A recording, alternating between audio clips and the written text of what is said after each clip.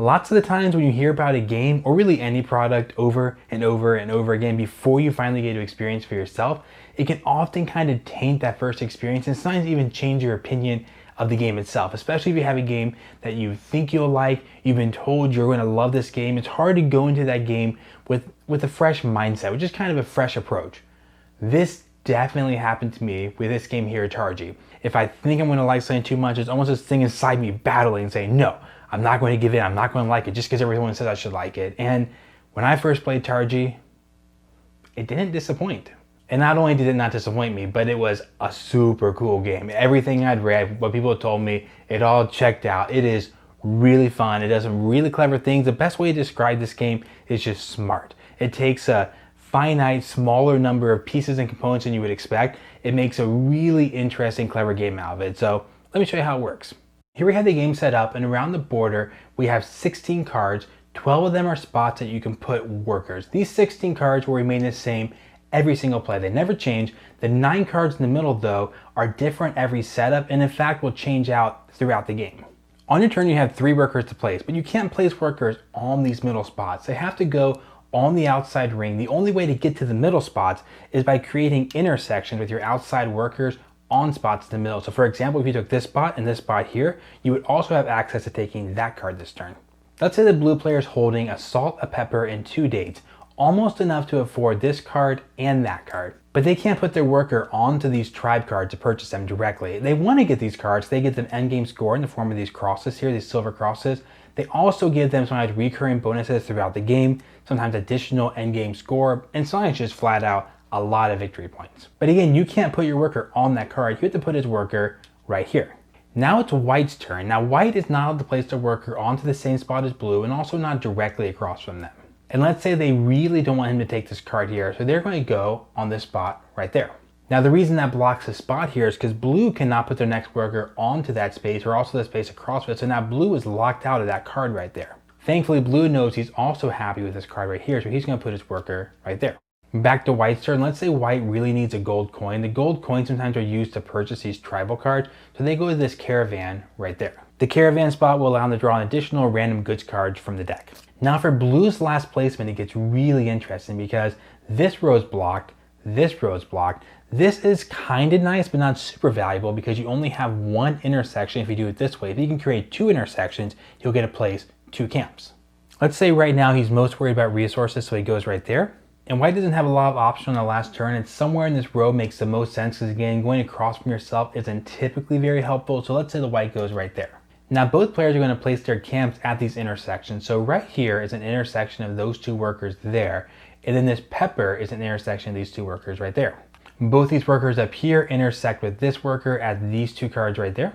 And then since blue is our first player, he would go first, taking all the actions he'd like to take. There are actually 5 things he's able to do. Any of these outer 3 cards and also the 2 middle ones, and he can do them in any order. So for example, we said earlier, he can't quite afford this tribe card yet. So he's going to start out by taking this action right here, which is get a pepper, which will add 1 pepper to my hand. Now note, when he took this action here, this card stays in play. Never move the outer cards. Let's say next he goes to purchase this tribe card right here. You have to turn in the resources, in which case this is the perfect match for resources. So all these will return to the bank. And he would display this card in front of him for the rest of the game. In fact, if you ever get to 12 cards, that signals the end of the game. This is also a reminder that you have a well in front of you and also 3 victory points there. Now, since that was a tribe card, you actually replace that open thing with a goods card face down. At the beginning of next turn, you will flip that goods card over. He continued doing actions. There's a pepper there and a salt there. And then also 1 more pepper right there. Once more, since it's one of the middle 9 cards, we would take that card out and replace it with a tribe card. At this point, white would do the same thing, take all 5 of their actions in any order they wanted to. Then at this point, you would move this guy here who blocks 1 outer spot a turn up to the next one, flip all these cards over, and you're ready for the next turn. So the idea of going to spots and getting pepper and getting salt and getting dates and collecting that and trading those in for cards, that's not really original. That has been done a lot. What makes this game, what really sells it, is that it's a 2-player only game where everything you do is blocking. If I put my guy down here, you can no longer get anything in this row. This row it's dead to you. You can't get an intersection of 2 guys on that row. So I know I have access to one of those cards. Let's look at the card there that you know I really want. You don't want me to get that card. You can put your guys on one of the intersections the other way and know now I don't have access to that card. I also can't get these two cards here. First, I thought this would create like a huge first player advantage for every turn. Now, first player does rotate every turn. So you get 6 turns as first player, 6 turns not as first player. But even so, the second player has a lot of advantages too, because you get to see what they're blocking. You can knock off one spot they can't get, and you can kind of get 2 for yourself lined up that they have to choose whether or not they want to block you. And this is why I said earlier that Targi is so smart. It gives you all these cool decisions, all this great kind of thinky stuff you can do. How do I want to get the stuff I want to get? And it does it with just 12 action spots. And they're not even super clever action spots. Some of them just get salt. And you might have the get salt and get pepper, and that interacts with the space in the middle that lets you buy a card and put into your display.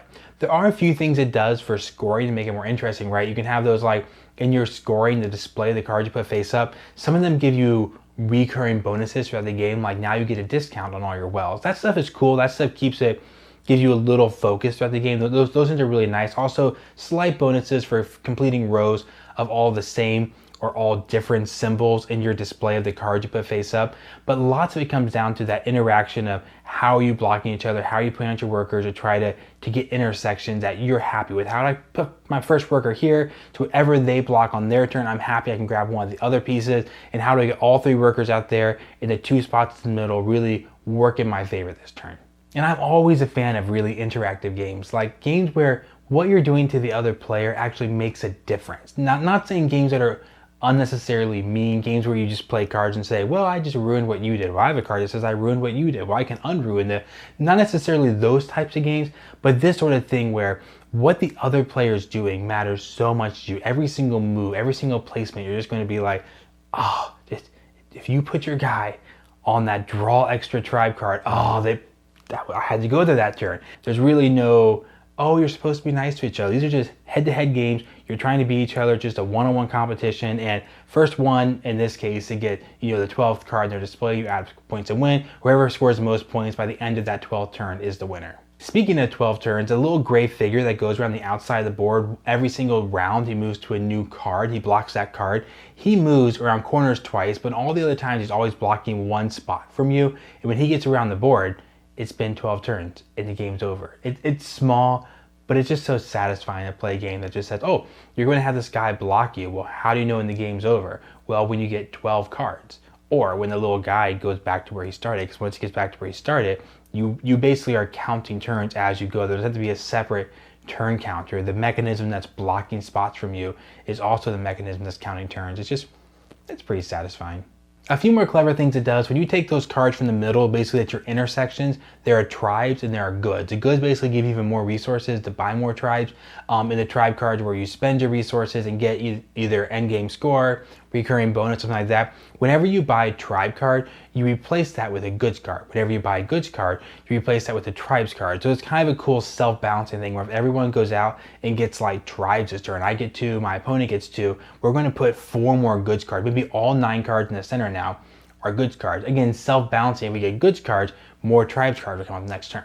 Now, with all those wonderful things I just said about the game, you're probably waiting for me to drop the hammer and tell you all the stuff I hate about the game, the reasons why it's not a good game, and I really don't have that much to add. A couple things, it's 2-player only and it's very head-to-head. So if you're not a fan of super aggressive head-to-head games where you will be blocking each other, this is one of the most blocking worker placement games out there where everything you're doing is going to steal spots. By the end of every single turn, all the spots are taken. You normally can't place a single more worker at the end of every single turn because you use up all the available cross sections, right?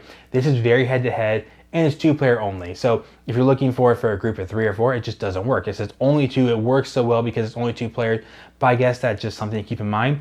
And one other small thing is it's maybe slightly longer than I wanted to be. I think I would have been happy if it was more like a 30 to 45 minute game. The box says 60, which I think is pretty accurate. That's actually a pretty spot on time by the box. I think the first time you play it, obviously a little longer, but right around that hour mark. So maybe slight negative. I would have been okay with it being 15, 20 minutes shorter, but it is nice to kind of cycle through all 12 turns, get out everything you want to get out. So I hope now that I've completely returned the favor for everyone who told me I would like it, and I went to my first play of this game thinking, okay, I gotta kind of keep the expectations down. Well, now I've completely returned the favor. Anyone who's watched this video now has those same expectations put on you.